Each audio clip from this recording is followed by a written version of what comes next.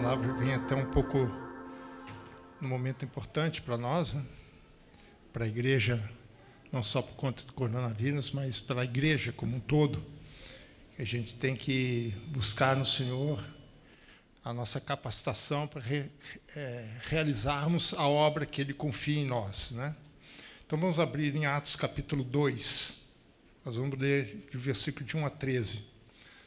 Desde o nosso retiro de carnaval, nós estamos falando, baseado no capítulo 1, versículo 8, quando Jesus diz que os apóstolos deveriam esperar em Jerusalém até que do alto eles fossem revestidos do poder, né, do poder do Espírito Santo. E hoje nós vamos ver exatamente o início, né, o cumprimento dessa profecia, dessa promessa que Jesus fez. E, é óbvio, eu não vou conseguir abordar tudo. O capítulo 2 é um capítulo muito denso. Eu vou apenas um aspecto, fazer apenas uma abordagem. Isso aqui daria pelo menos um mês de exposição. Capítulo 2, versículo de 1 a 13. Ao cumprir-se o dia de Pentecostes, estavam todos reunidos no mesmo lugar. De repente, veio do céu um som, como de um vento impetuoso, e encheu toda a casa onde estavam assentados. E apareceram distribuídas entre eles línguas, como de fogo, e pousou sobre cada um deles. Todos foram cheios do Espírito Santo e passaram a falar em outras línguas, segundo o Espírito lhes concedia que falassem. Ora, estavam habitando em Jerusalém judeus, homens piedosos, vindos de todas as nações debaixo do céu. Quando, pois, se fez ouvir aquela voz, afluiu a multidão, que possuiu de perplexidade, porquanto cada um os ouvia falar na sua própria língua. Estavam, pois, atônitos e se admiravam, dizendo: Vede, não são, porventura, galileus todos esses que aí estão falando? E como os ouvimos falar, cada um em nossa própria língua materna? Somos pardos, medos, elamitas, naturais da Mesopotâmia, Judeia, Capadócia, Ponto, Ásia, Frígia, Panfilha, Egito e todas as regiões da Líbia, nas imediações de Cirene, romanos que aqui residem, tanto judeus como prosélitos, cretenses e arábios. Como os ouvimos falar em nossas próprias línguas as grandezas de Deus? Todos, atônitos e perplexos, interpelavam uns aos outros: que quer dizer isto? Outros, porém, zombando, diziam: estão embriagados. É difícil achar um teólogo que vai dizer que esse texto não seja importante, a menos alguns teólogos mais liberais. Mas, sem sombra de dúvida, é o segundo evento mais importante da cristandade. Com certeza. O primeiro, obviamente, é a morte e ressurreição de Jesus, que foi realizado na Páscoa. E o segundo é a descida do Espírito Santo, conforme não a promessa, mas as promessas.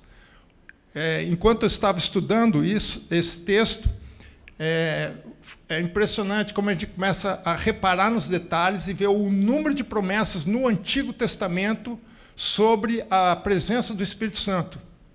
Já em Deuteronômio, capítulo 30, versículo 6, com Moisés, ele já dizia: e depois desses dias, o Senhor teu Deus circuncidará o vosso coração, o coração dos vossos filhos, para amares a Deus de todo o coração.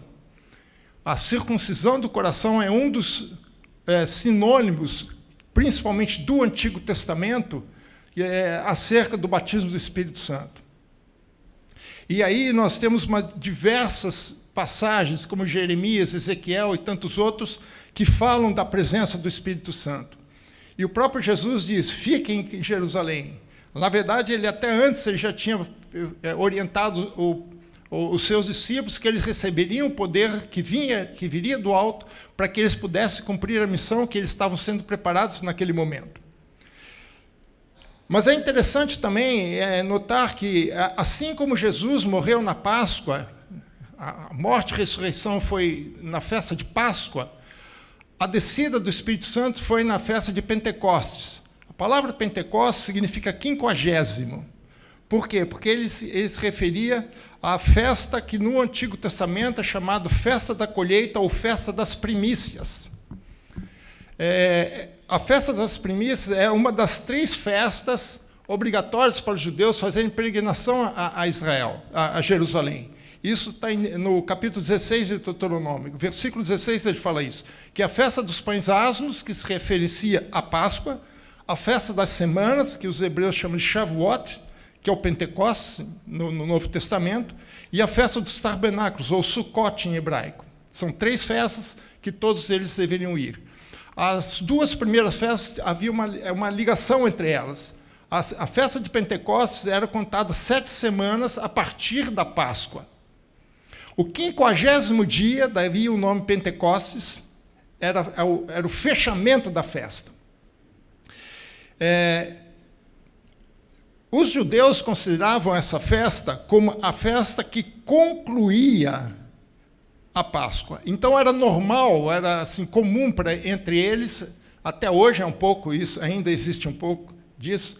Eles iam para Jerusalém para celebrar a Páscoa e ficavam os 40 dias, os 50 dias da festa das semanas, e no 50º dia havia a grande celebração, que chamam de convocação, santa convocação. O povo se reunia todo em torno do templo, havia uma celebração especial, e depois disso eles voltavam para casa e até chegar à próxima festa, que é a festa dos tabernáculos. Por que isso é importante, irmãos? Porque a gente precisa entender que não há nenhuma desconexão entre o Antigo Testamento e o Novo Testamento. Eu vejo muitos teólogos que dizem que nós precisamos estudar o Antigo Testamento, como se o Antigo Testamento já se cumpriu, então esquece. Esses 2 fatos, o fato de Jesus ter morrido e ressuscitado na Páscoa, e o fato do Pentecostes, né, o Espírito Santo descer no Pentecostes, para mim é uma ligação vital entre a antiga aliança e a nova aliança, como se dando uma continuidade dela. Não uma continuidade igual à anterior, mas superior. Tanto Paulo em Colossenses como o autor de Hebreus falam que as coisas do Antigo Testamento, a história de Israel, que estava escrito já, eram sombras ou figuras daquilo que haveria de vir. Ou seja, aquilo que está no passado são representações no campo natural da história humana, daquilo que haveria de acontecer também na história humana, mas no campo espiritual, sobrenatural. Então, se nós entendermos o que acontecia no Antigo Testamento, nós conseguimos entender o que vai acontecer. Por enquanto, nós temos já 2 festas já cumpridas, Páscoa e Pentecostes, e falta uma. Falta a festa de tabernáculos, que ainda não se cumpriu. Mas eu não quero falar sobre isso, porque nós já discutimos isso anteriormente, e talvez numa outra oportunidade nós falemos sobre isso novamente. Mas eu quero destacar a importância desse evento ter acontecido exatamente no Pentecostes. Essa ligação entre as 2 alianças, como uma continuação dessas alianças, só que agora de um modo superior.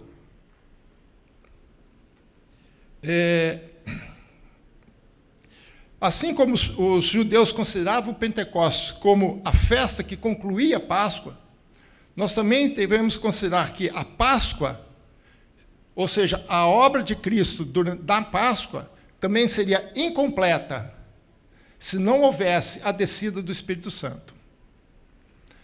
A obra de Cristo estaria pela metade, poderíamos dizer assim, porque tudo acabaria ali, não haveria continuidade. E para Deus não tem descontinuidade, é tudo continuidade. Não há uma ruptura entre as coisas. O que há é uma nova era, um novo momento, uma nova situação, diferente, porém superior àquela anterior. John Stott, que foi considerado um dos 3 maiores teólogos do século passado, ele coloca 4 importâncias que ele viu em Pentecostes, nesse capítulo 2. Primeiro que ele fala que é o ato final do ministério salvador de Jesus Cristo antes da segunda vinda. Ele concorda com o que eu estou dizendo e concorda com os judeus, que a obra de Jesus estaria incompleta se o Espírito Santo não viesse. Jesus mesmo tinha dito que ele precisaria subir e ele enviaria um outro Consolador. Isso, quando ele usa esse outro, é outro igual, não é outro diferente. Em grego tem duas palavras, um para outro igual e outro para outro diferente. São 2 palavras. E aqui ele fala outro igual. Ou seja, Jesus também era o Consolador. Enquanto ele estava aqui na terra, ele era o Consolador. Só que ele ia para o Pai, e ele não poderia deixar a sua igreja, o seu povo, sozinho, sem um Consolador. Então ele falou assim, eu vou para o Pai e vou mandar outro Consolador para dar continuidade àquilo que eu iniciei. E ele ainda disse mais. Ele disse que vocês farão obras maiores do que as minhas. Você pode imaginar, não estou falando da obra da cruz, irmãos, isso aqui é única e exclusiva dele, obviamente, não é disso que ele está falando. Mas a obra que ele nos confiou é uma obra maior do que a que ele mesmo fez, porque ele se dedicou, ele mesmo, eu vim para os filhos de Israel.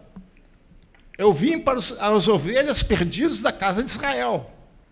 Mas quando ele se dirige aos apóstolos, ele fala, ide por todo o mundo. Em Marcos ele usa esse termo, ide por todo o mundo. Quer dizer, a amplitude da obra que Jesus estava confiando nos apóstolos, que é o início da igreja cristã, ali já estavam dizendo que ela seria muito mais ampla, muito maior e muito mais abrangente do que aquilo que ele próprio fez. Jesus também foi em algumas outras regiões gentílicas, ele saiu da região da Judéia. Mas não era esse foco, não era a preocupação, não era isso que ele estava abordando. Ele primeiro veio para as casas de Israel.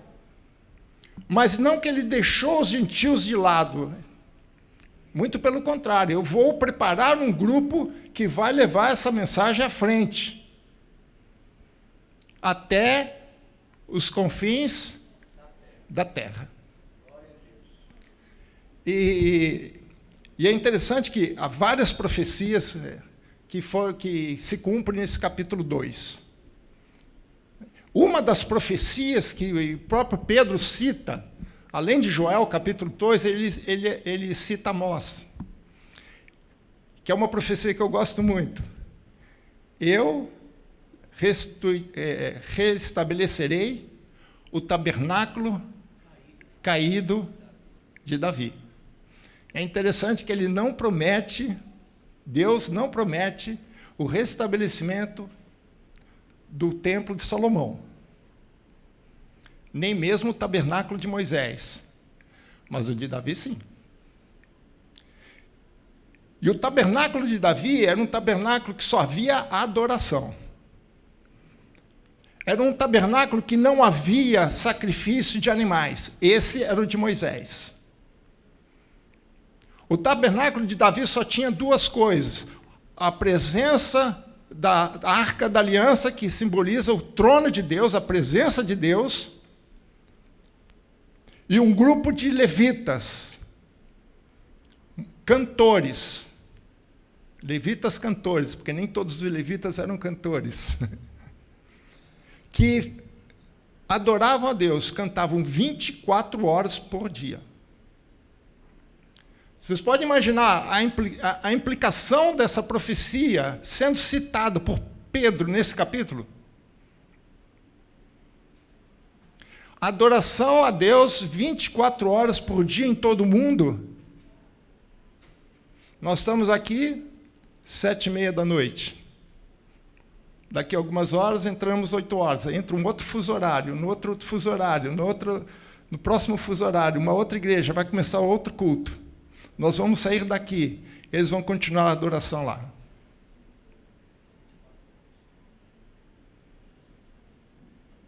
E antes nós nos reunimos aqui, uma outra igreja que estava antes da gente se reuniu para adorar o Senhor. E 24 horas Deus está sendo adorado. O tabernáculo de Davi está erguido. Por isso, irmão, não podemos desprezar as profecias. Não há descontinuidade. Por isso que John Stott falou que é o ato final do ministério de Jesus antes da segunda vinda. Depois ele diz que também ele trouxe aos apóstolos a ferramenta que eles precisavam para exercer o seu papel especial, de cumprir a missão da igreja. Terceiro, ele inaugurou a nova era, a era do Espírito Santo. No Antigo Testamento, o Espírito Santo era para alguns, não eram para todos. E Pedro também cita no seu discurso, o Joel, que agora o Espírito Santo seria derramado sobre toda a carne. E terceiro, foi o primeiro reavivamento. No Antigo Testamento temos vários reavivamentos, de Josias, Ezequias e outros mais. Mas esse reavivamento é um especial que vai impactar não apenas Israel, mas o mundo inteiro. Meus irmãos, depois de Pentecostes, o mundo nunca mais foi o mesmo. Pentecostes mudou a história da humanidade, e eu não tenho nenhum medo de dizer isso. Isso é fácil provar. É só ler um livro chamado E se Jesus não tivesse vindo? Leia esse livro, você vai entender o que eu quero dizer. Mas nós estamos em Pentecostes. Pentecostes era uma festa da colheita, festa das primícias. É interessante que aqui começa a igreja, começa as primícias da igreja, as primeiras colhidas.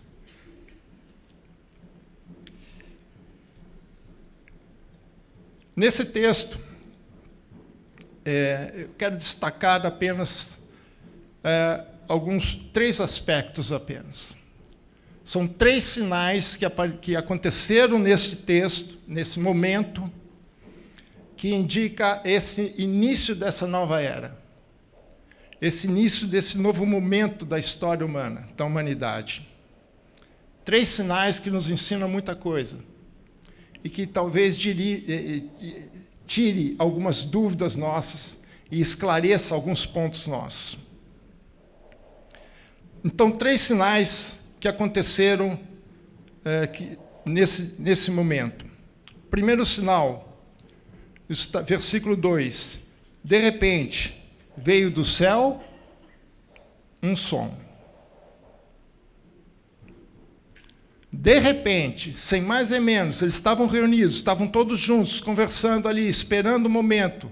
Eles sabiam que Jesus estavam seguindo as orientações de Jesus. Eles estavam juntos, possivelmente num cenáculo, muito provavelmente próximo ao templo. Aproximadamente 120 pessoas juntos ali, talvez até um pouco com receio, porque Jesus, o fato da morte e ressurreição de Jesus era muito recente, 50 dias, que dá 1 mês e meio, muito pouco tempo. Havia ainda dentro do judaísmo uma certa expectativa quanto que tinha acontecido. Já havia um rumor de que Jesus tinha sido ressuscitado, mas mesmo assim os judeus ainda estavam apreensivos.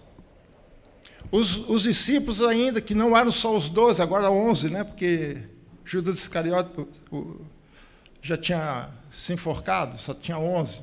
Capítulo 1, eles colocam Matias no lugar. Né? Mas eles estavam ali, esperando o momento, não sabiam o que ia acontecer, mas, de repente houve um som, e não foi um som qualquer, foi um som que veio do céu. Não foi nenhum pancadão que passou pela rua. Eles estavam, talvez, ali conversando naquele lugar. De repente, um som forte como ele diz aqui, impetuoso. Que eu vejo nesse sinal, um sinal do novo tempo chegando. Era um aviso para as pessoas que estavam reunidos. É interessante que essa questão do som é recorrente, não só na Bíblia, mas em outras, mesmo hoje em dia, você vai no teatro, antes de começar a peça de teatro, eles tocam um aviso, um som, para avisar, ó, daqui 10 minutos vai começar. Dali 5 minutos ele toca novamente, 2 sons, repete, falta 5 minutos. Na terceiro toque, eles fecham, apagam as luzes e começa o espetáculo. É um som, é um aviso. O som veio para alertar, para avisar que algo estava acontecendo, e foi de repente. O som veio anunciar a vinda do poder de Deus. Esse poder, como já nós falamos aqui, é o poder dínamos. Há várias palavras em gregos para poder, né? Além do dínamos, tem exousia, tem kratos, tem outras palavras, bios. É só aqui no texto de Lucas tem umas 4 ou 5 palavras que significa poder. Mas esse poder que ele diz aqui é dínamo, esse poder dinâmico, poder, capacidade de realizar alguma coisa. É isso que eles precisavam, de um poder para capacitá-los a realizar uma obra. Esse conceito é o que se usa na física. É interessante porque, em Números, veja como não há nenhuma desconexão, irmãos. Em Números, capítulo 10, nós não precisamos ler, mas é quando Deus ordena o povo, a Moisés, fabricar 2 trombetas. E ele fala assim, olha, essa trombeta vai ser para avisar o povo o que vai acontecer. Se tocar uma trombeta, todo o povo tem que, os príncipes, os maiorais do povo tem que se reunir comigo. 2 trombetas, todo o povo tem que se reunir. Quando esse som aparece, é como ele tivesse assim, é hora de nos reunirmos, vem, é a hora da adoração.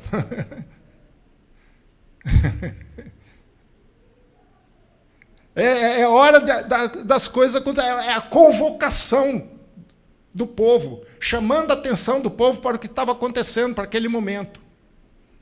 Pedro também cita Joel, capítulo 2, mas eu gosto de Joel, capítulo 2, versículo 1, ele cita o final da profecia. Eu quero citar o primeiro versículo de Joel, capítulo 2, versículo 1. Tocai a trombeta em Sião. A trombeta está tocando. Por que vai tocar a trombeta em Sião? Para chamar a atenção das pessoas. Tocai a trombeta em Sião, dai voz ao rebate no meu santo monte. Perturbem-se todos os moradores da terra. Saia do seu comodismo. Para. Algo está acontecendo no nosso meio. Será que eu preciso fazer barulho para te chamar a atenção? É o que Deus está dizendo. Chame a atenção, perturbem-se todos os povos, porque o dia do Senhor está próximo. Só que aqui em Atos, o dia do Senhor chegou. O som já não é mais de trombeta. O som é de um vento forte, impetuoso. Não havia vento, irmãos. Não havia vento. Havia um som de vento. Mas é interessante que ele usa o vento como comparação. Não havia vento. Havia um som de vento. Mas ele usa o vento como comparação. Talvez não seja à toa. Para dizer que quem vem aí é o Espírito, e a palavra Espírito significa vento. Tocai a trombeta em Sião, é isso que está tocando. A trombeta está tocando, chamando a atenção das pessoas. A promessa está sendo cumprida. Era um sinal audível, chamando a atenção às pessoas para um novo tempo que se iniciava naquele momento. É uma nova era, a era do Espírito Santo. É interessante que, se vocês depois lerem em Êxodo 19, vocês vão ver que também, quando Deus se manifesta no Monte Sinai, ele começa se manifestando também com um som e de trombeta. e de chofar. Lá é chofar mesmo. Chamando a atenção. E lá também tem fogo. E tem Deus falando. Então, irmãos, presta atenção no som. Deus está querendo nos comunicar, querendo nos chamar a atenção para a obra que Ele quer iniciar nas nossas vidas. Que Ele começou lá, em Pentecostes, 2000 anos atrás, mas que não parou lá, que continua até hoje. Então, o primeiro sinal é um som que nos afeta a nossa audição, do versículo 2. O segundo sinal são as línguas, que afetam a nossa visão. Versículo 3. E apareceram distribuídas entre eles línguas, como de fogo. Não havia fogo, irmãos. É só um elemento de comparação. Mas havia línguas, e pousou sobre cada um deles. No primeiro sinal, o som, ele veio do céu. Isso significa que o som nos diz a origem do poder que está descendo, que é o céu. No segundo sinal, ele vai nos mostrar a fonte desse poder, representado aqui pelas línguas repartidas. A línguas aqui, irmãos, é que nem o mesmo termo que nós usamos em português, né? É língua mesmo. Como a língua significa tanto o órgão de fala, né? Como o linguajar, o vocabulário, a dialética, o dialeto nosso, né? A língua portuguesa, como a gente costuma dizer, no grego é o mesmo conceito. Por quê? Porque as duas coisas estão interligadas. A língua é a fala, é o poder de fala. E falar, porque língua, idiomas também, né? Porque você fala em um idioma, seja português, seja qual for, né? Mas essas línguas que aparecem no meio deles é um sinal visível da presença do Espírito Santo. Era para que eles vissem claramente o que estava acontecendo. O resultado é no coração das pessoas. Mas precisava haver algo visível para que as pessoas entendessem o que estava acontecendo no invisível. Algo externo para entender o que estava acontecendo, algo interno.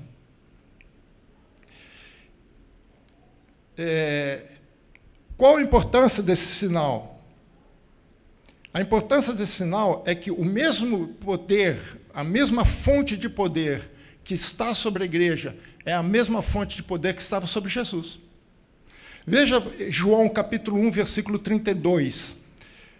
Os judeus mandaram, os fariseus mandaram algumas pessoas conversar com João Batista, perguntando se ele era o Cristo, se haveria de esperar outro, e coisa e tal. Então ele responde que ele não era o Cristo, mas ele dá testemunha acerca de Jesus.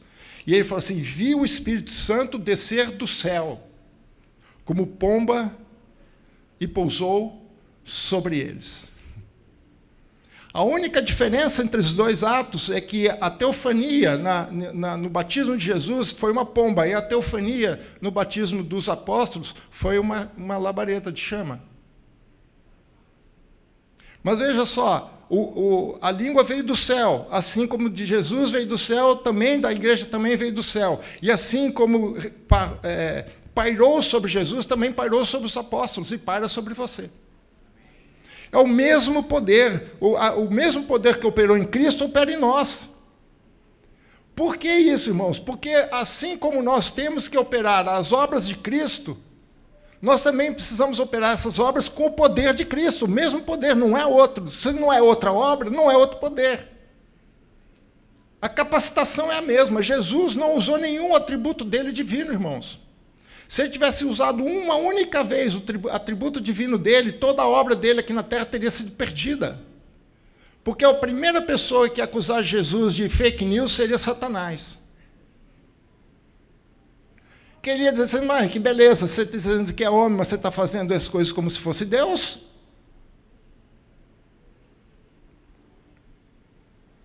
Aí você pergunta: então como é que ele fez todos os milagres, ressuscitou gente e multiplicou pães?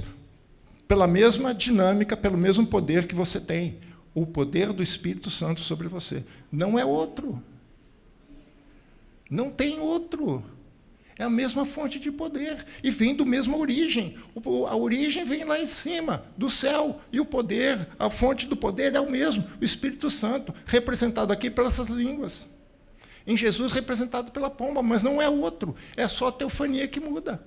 A maneira de ele se apresentar, a maneira de ele se mostrar para nós, de uma maneira visível, assim como Jesus, a maneira visível. Eles precisavam ver, as pessoas precisavam testemunhar do que eles estavam vendo, do que estava acontecendo. Não há outra. É uma única fonte que cabe a nós e que coube a Cristo, é o Espírito Santo. Não há outra. Agora, um detalhe importante nesse texto, irmãos, quando ele fala de línguas foram distribuídas. Alguns textos falam línguas foram distribuídas. Em outros textos, como a Revista Corrigida, ele fala línguas repartidas. Eu achei interessante esse termo, línguas repartidas, e eu fui atrás para saber entender isso. E eu achei uma versão que eu achei muito legal. E ela é bem coerente com o que o texto diz no original, né? Ele diz assim: a seguir, viram o que parecia línguas de fogo, que se separavam e pousaram sobre cada um deles. Essa versão ela é bem fiel ao seu original. Línguas que se separavam. Por que isso? O verbo original ele dá a entender que a primeira coisa que eles viram foi como se fosse uma língua grande, no centro do grupo. E, de repente, as línguas se separaram e caiu e repousou sobre cada um deles. Ou seja, mostra a unidade da fonte. Por isso que é línguas repartidas, línguas distribuídas. A palavra no original significa cortar em pedaços. Mas outro detalhe que é importante é que pousou sobre cada um deles. Que, embora seja a mesma fonte, a ação que o Espírito vai ter sobre nós é diferente. Há uma particularidade para cada um de nós. Assim como nós não somos iguais uns aos outros, na nossa biologia, mesmo os irmãos chamados univitelinos, semelhantes, têm sua genética diferente uma da outra, têm a sua individualidade, a sua peculiaridade, assim também o Espírito trata conosco de forma peculiar, particular, cada um de vocês.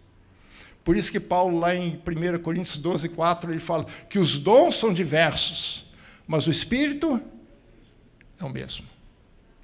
Agora, o que isso nos ensina, irmãos? Ensina que você tem o poder do Espírito Santo sobre você, que não é igual ao meu. Mas a fonte do que repousa sobre mim é a mesma que repousa sobre você. São diferentes na sua atuação, mas não na sua fonte, na sua origem. E mais, as línguas foram repartidas, mas havia uma unidade entre elas. O que nós precisamos entender é que nós também precisamos viver essa unidade. Paulo fala lá em Efésios: há um só Deus, há um só Espírito, há um só batismo. Tudo vem do céu, toda a mesma origem, toda a mesma fonte de poder. Por isso que é tão importante para a igreja se unir. Por isso que é tão importante a igreja ter comunhão.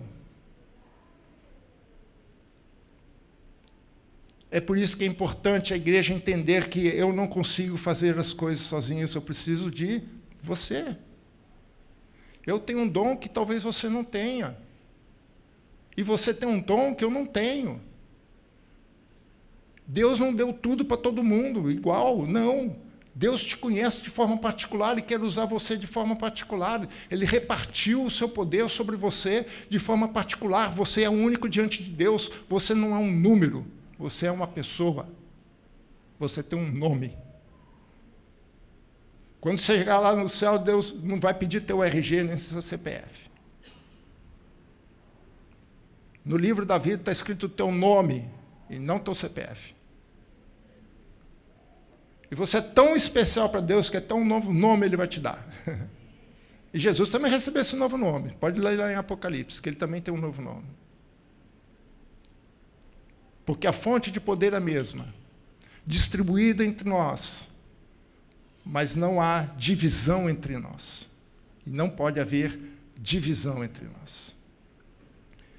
E quando há divisão, aí é o problema.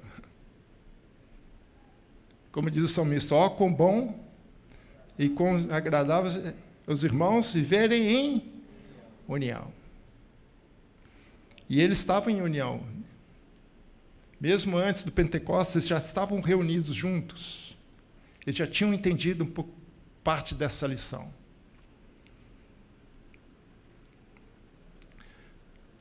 Terceiro sinal, o sinal da fala, a plenitude do Espírito. Terceiro sinal, versículo 4. Todos ficaram cheios do Espírito Santo e passaram a falar em outras línguas, segundo o Espírito lhes concedia que falassem. A ação do poder, a origem é o céu, a fonte é o Espírito Santo, mas a ação é sermos cheios do poder, cheios do Espírito Santo. É o que ele fala aqui. Primeira coisa que ele ressalta é estar cheio do Espírito. Depois ele fala do dom de línguas. Nós vamos entender por que ele fala o dom de línguas. As pessoas parecem que se destacam muito o dom de línguas, mas o foco de Lucas, ao escrever esse texto, não foi falar dos dons de línguas. Foi falar que estavam cheios do Espírito. E porque estavam cheios é que falaram, e não o contrário. Meu irmão, deixa eu te dizer uma coisa aqui. Principalmente você que nos assiste pela internet. O diabo também fala em línguas.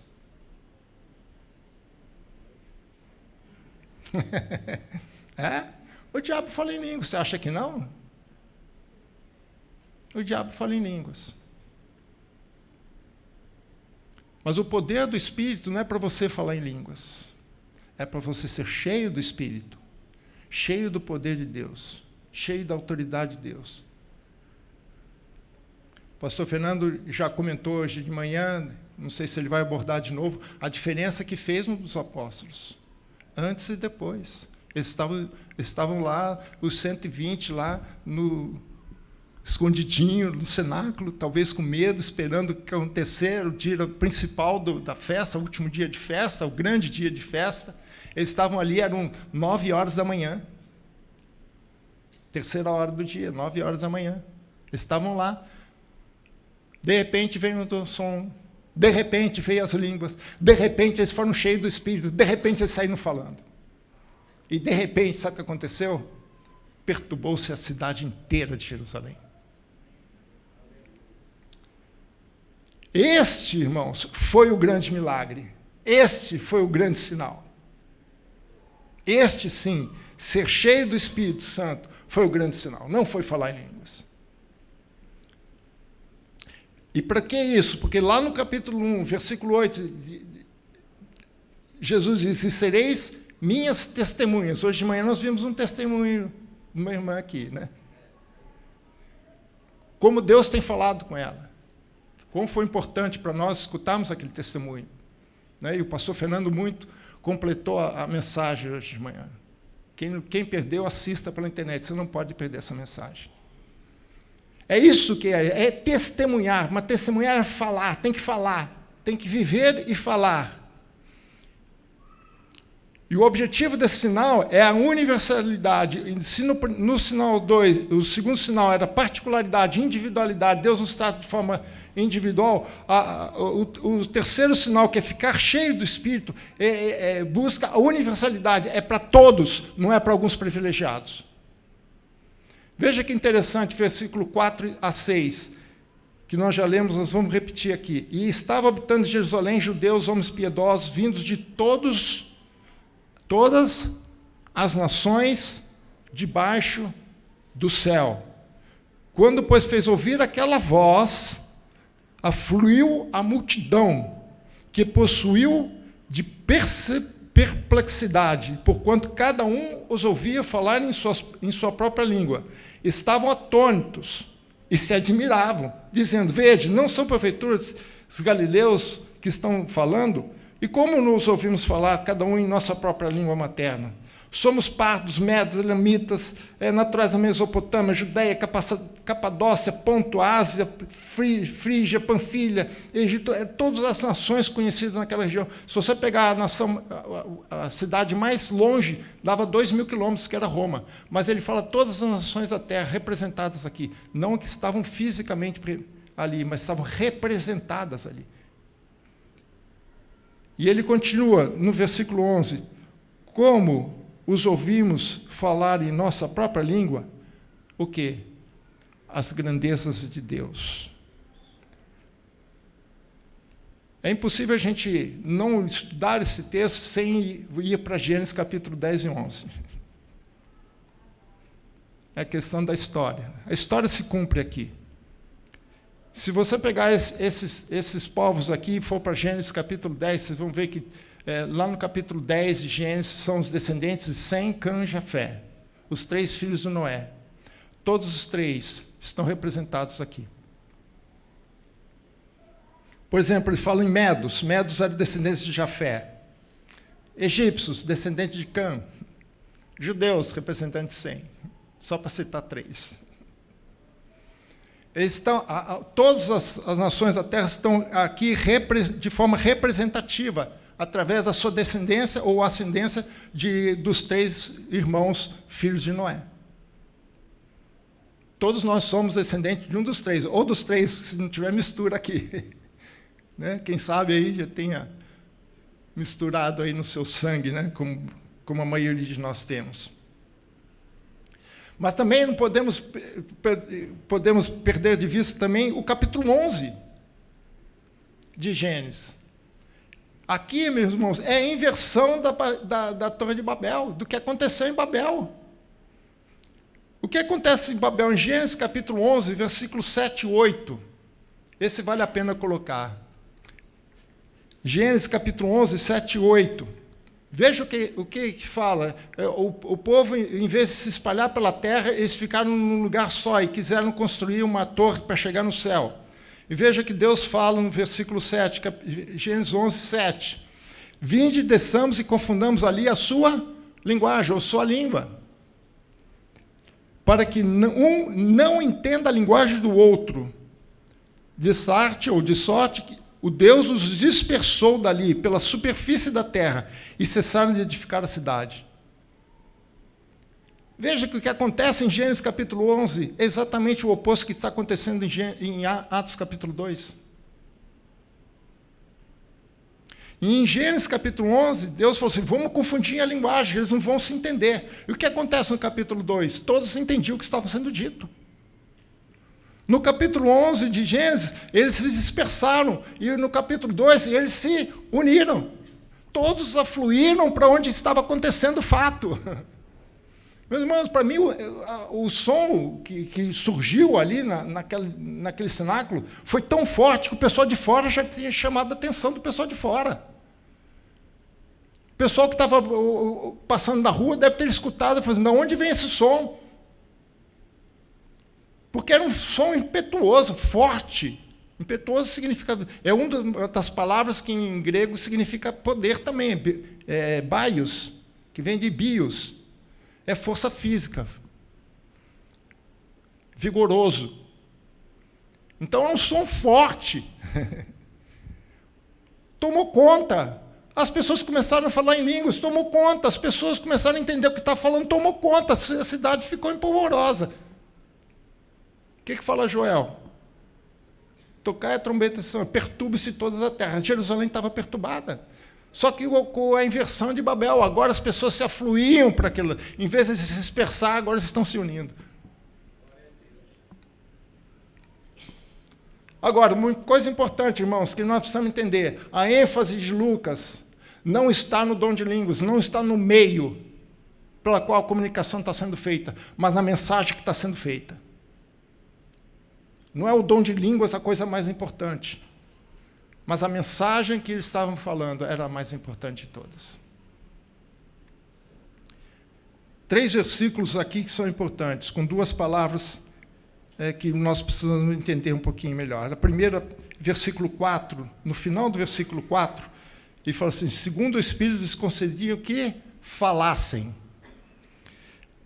É interessante que a palavra que ele usa aqui, Lucas, só aparece em 3 passagens da Bíblia. As 3 são em Lucas. 2 vezes em Lucas 2 e 1 vez em Lucas 26. A palavra aqui significa falar alto, abertamente, declarar, fazer um pronunciamento importantíssimo. Ele muitas vezes era usado para falar de um rei ou de um juiz que ia declarar ou um decreto ou alguma coisa assim, ou um juízo de alguma coisa. Quer dizer, não é um verbo que se aparece frequentemente na Bíblia, só Lucas usa. Porque Lucas tem um vocabulário muito rico, muito erudito. Então, ele destaca aqui o tipo de fala que eles estão fazendo. Não é uma fala qualquer, é como eles estivessem trazendo uma mensagem importantíssima. É como se alguém chegasse aqui da justiça, um juízo, alguma coisa que viesse trazer uma informação para nós, um decreto, alguma coisa importante que nós devemos seguir. Então, não é uma fala qualquer. Esse mesmo verbo é usado no versículo 14, quando fala que Pedro tomou a palavra em alta voz e pregou à multidão. É a mesma palavra, anunciar algo importante. Ele não estava falando o que aconteceu com o coronavírus, não. Ele estava falando coisas grandes. A terceira vez que essa palavra é usada é quando Paulo vai até Festo fazer a sua defesa diante de Festo. Ele está diante de um rei. Ele não está falando babobrinha. Ele está fazendo a defesa não só dele, como pessoa, como apóstolo, mas está fazendo uma defesa do Evangelho. Por isso que ele usa uma palavra específica, que não é normal, você não vai ver isso aqui em nenhum outro lugar, só Lucas usa nessas 3 situações. Então não era uma coisa de qualquer jeito. E veja só que no versículo 11, qual era essa mensagem? Como os ouvimos falar em nossas próprias línguas. O quê? As grandezas de Deus. O que isso significa, irmãos? Que o dom de línguas foi feito para que todos compreendessem a mensagem. Essa era a importância. A comunicação não precisaria nenhuma tecla SAP, nem, legenda. Não precisava de tradutor, nada, todos estavam entendendo a mensagem, sem interferência de ninguém. A mensagem ia direto para o coração das pessoas, não precisaria de tradução. Muitos desses que estão aqui, se você ler o texto com cuidado, você vai perceber que o hebraico era a segunda língua, não era mais a primeira, embora eles fossem judeus. Dos judeus a dispersão. Por isso que ele fala, como nos ouvimos falar na sua própria língua materna.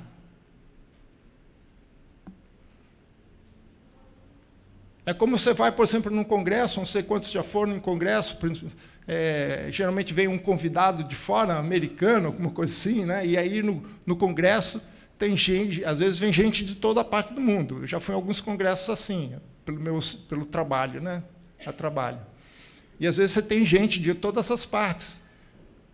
Imagina, e nesses congressos sempre tem pessoas que não falam aquela língua, tem que ter tradutor, né? Mas imagina que você tem um congresso, gente de toda a parte do mundo, e você começa a falar e todo mundo entende.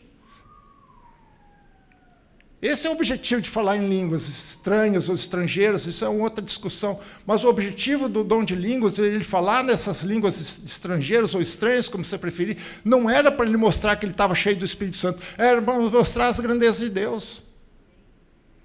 Era para anunciar, para ser testemunha, para dizer das grandezas de Deus, sem nenhuma interferência entre ele e o seu ouvinte.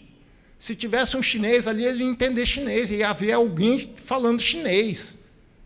Se tivesse um coreano, haveria um outro coreano. Se tivesse um cara lá da África do Sul, estaria lá, falando Yorubá, sei lá que língua que... As línguas que eles falam lá, Yorubá, eu sei que é uma delas. Inclusive, o Brasil tem muitas influências dessa língua. Fosse que fosse, imagina só, se tinha 120 pessoas aproximadamente, 120 línguas diferentes, se tivesse 120 línguas, nações representadas ali, haveria 120 pessoas falando para aquela pessoa as grandezas de Deus. Por isso que o importante não é a língua mesmo, o importante é a mensagem. Esse é o foco que Lucas dá, e esse é o foco que nós devemos dar, a nossa mensagem. Qual é a nossa mensagem? A nossa mensagem deve ser as grandezas de Deus. Falar de forma compreensível, inteligível, para todos que precisarem e quiserem ouvir. Esse é o poder do Espírito. Esses foram os sinais demonstrados ali em Pentecostes. Resultados?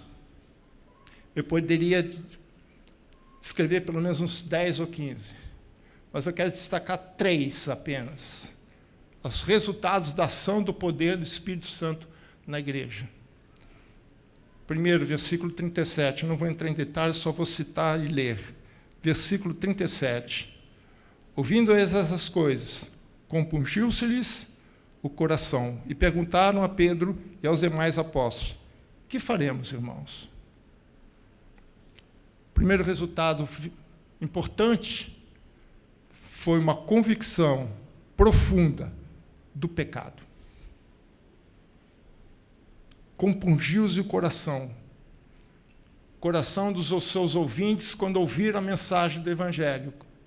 O coração deles ficou apertado. Eles perceberam a sua situação. E eles é que perguntaram: veja só, Pedro não fez apelo. Quem fez apelo foram os próprios ouvintes. O que eu preciso fazer?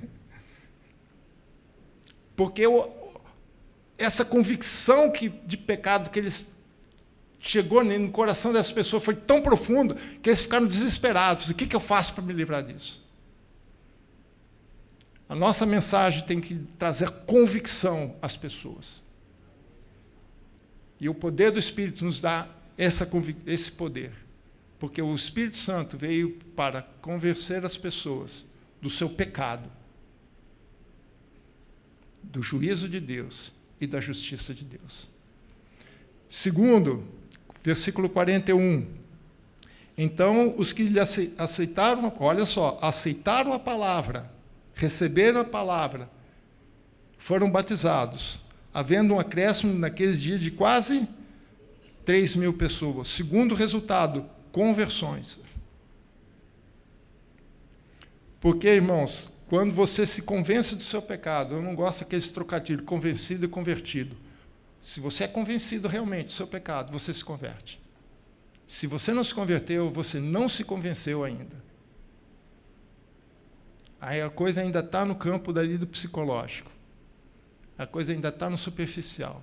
Talvez você tenha até admitido só para disfarçar ou para enganar. Fake news. Aqui não. A profunda convicção do pecado levou as pessoas a se converterem, efetivamente, profundamente. Por isso que a igreja crescia. E o terceiro resultado, que eu quero destacar, entre tantos outros mais, é o versículo 43. Em cada alma havia temor. E o que a gente vê hoje? Quanto falta de temor a Deus a gente vê dentro da própria igreja. No mundo a gente sabe. No mundo a gente entende. Mas dentro da igreja, falta de temor a Deus é difícil, né? Às vezes eu acho que talvez falta um pouco dessa convicção do pecado, de entender o que realmente Cristo fez por nós, entender a nossa situação. Talvez falte em nós um pouco esse sentimento. E, consequências, sinais e prodígios aconteciam. Pessoas se convertiam. As pessoas falam assim: eu quero voltar para a igreja primitiva. Começa por aqui. Não precisa de mais nada. Aliás, esse conceito de igreja primitiva é muito relativo, né? Qual igreja? Né? Geralmente a gente se refere a Jerusalém, mas tinha outras, né? Tinha Corinto, deu muito trabalho para Paulo, Éfeso, né? Laodiceia, Esmirna, que ninguém quer ser. Mas falta convicção, falta essa profunda convicção do pecado, essa profunda vontade de querer a conversão, mudar de vida, mudar de rumo. Esse é o poder do Espírito. Aliás, como engenheiro, como estudioso de física, uma das áreas da física é dinâmica. E a dinâmica estuda justamente os movimentos, deslocamentos. Né? E trabalho significa isso, uma força que se aplica em alguma coisa que muda de posição. E o que nós precisamos, o poder do Espírito Santo sobre as nossas vidas tem que nos mudar de posição. Tem que nos mudar de onde nós estamos. Temos que nos transformar. Por isso que Jesus, o primeiro milagre que ele fez foi transformar água em vinho, para mostrar que o seu ministério tinha como objetivo a transformação do homem. Meus irmãos, nós poderíamos discutir isso aqui muito mais coisas. Mas o que eu quero deixar para os irmãos é isso. Que o poder que está sobre você, a origem desse poder é Deus. Deus é quem enviou esse poder. É um poder que veio do céu para você, em especial. Ele não foi jogado do céu. Toma, pega um balde e joga em você. Deus, essa graça são tão importante, tão valiosa para Deus, que Ele mandou seu próprio Filho trazer, pessoalmente. E Deus está disponibilizando esse poder para você. A fonte desse poder é uma só, é o Espírito Santo. Sem esse Espírito Santo você não pode fazer nada. Tudo que você fizer é resultado humano, e resultado humano não traz nada de glória para Deus. Uma vez uma professora minha de espiritualidade disse uma frase que eu não esqueço mais. Ele diz que ministério não é aquilo que você faz para Deus. Ministério é aquilo que Deus faz através de você. É o Espírito Santo que tem que atuar em você. É o mesmo Espírito que atua em Cristo, não é outro. É o mesmo Espírito que atua nele, vai atuar em você. E é o mesmo Espírito que vai te levar a uma transformação na tua vida e transformar outras vidas. Eu gostaria de chamar o pastor, a equipe de música, a equipe de louvor. Nós vamos cantar de novo, descerá sobre ti o Espírito Santo.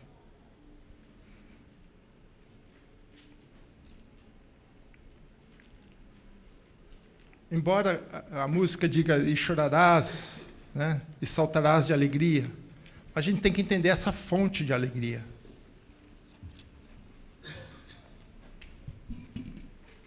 Nós temos que entender quem é o Espírito Santo em nossas vidas. Vamos colocar de pé, irmãos. Nós temos que buscar esse poder em nossas vidas, essa dinâmica do Espírito Santo. Pentecostes não terminou, irmãos. Só foi o início de uma nova era, que continua até os dias de hoje. E o Espírito Santo quer usar você, quer derramar a sua presença, o seu poder sobre a sua vida, para falar das grandezas de Deus, para levar as pessoas à convicção de que elas precisam de Deus. Mas primeiro você também precisa se convencer de que também você também precisa de Deus. Amém?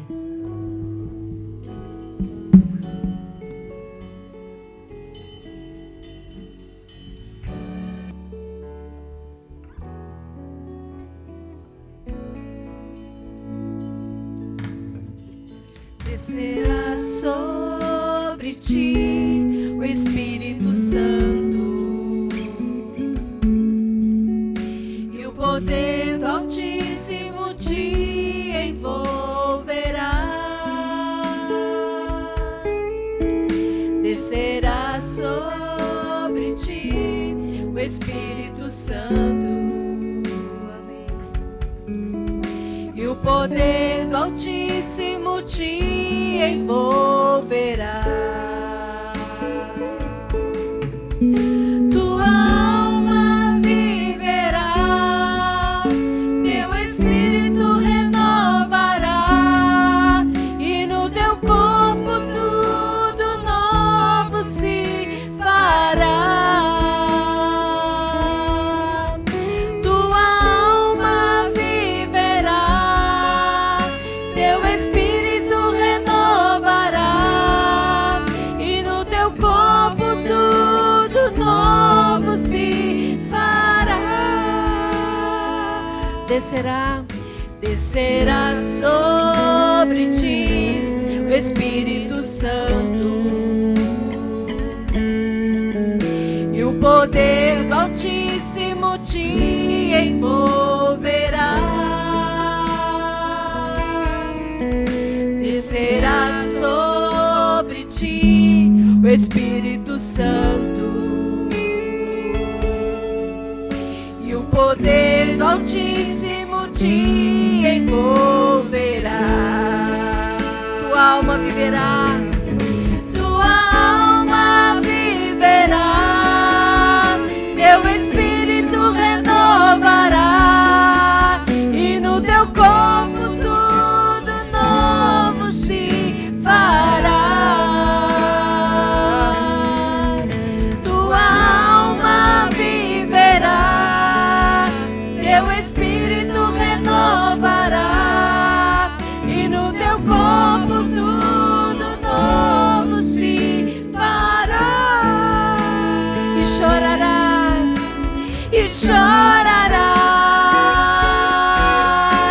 e saltarás de alegria.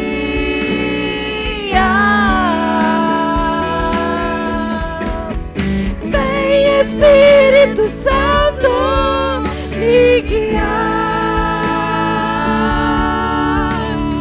Vem, Espírito Santo, restaurar. Vem, Espírito Santo, visitar. Vento do Espírito, vento do Espírito, sopra neste lugar e enche os nossos corações. Vento do Espírito, vento do Espírito, sopra neste lugar e enche os nossos corações. Tua alma viverá, tua alma viverá, teu espírito renovará, e no teu corpo tudo novo se fará. Tua alma viverá, o teu espírito renovará, e no teu corpo tudo novo se fará. Vem, Espírito Santo, me guiar. Vem, Espírito Santo, restaurar. Vem, Espírito Santo, visitar. Vem, Espírito Santo, me guiar. Vem, Espírito Santo, restaurar.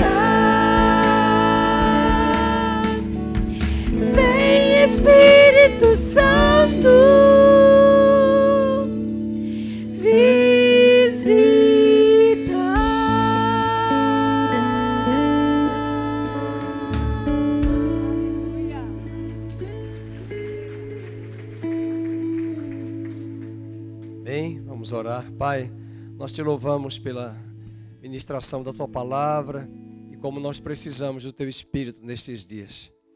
Precisamos sempre. Nós não conseguiremos fazer nada se não for a ajuda e a liderança do Teu Espírito em nós. Por isso nós oramos nesta noite que o Senhor venha revestir-nos, batizar-nos, trazer novos enchimentos. Nós cantamos para o Senhor visitar, mas nós queremos mais do que uma visita. Nós queremos que o Senhor habite, permaneça conosco e guie-nos e restaure-nos. Venha trazer um fervor novo à Tua igreja brasileira. Venha incendiar os corações da igreja brasileira. Venha tirar da igreja brasileira a frieza, a mornidão. Venha tirar da Tua igreja essa falta de fervor, de perseverança. Venha trazer novos enchimentos a começar de nós. Venha avivar a Tua obra, avivar a Tua igreja, Senhor.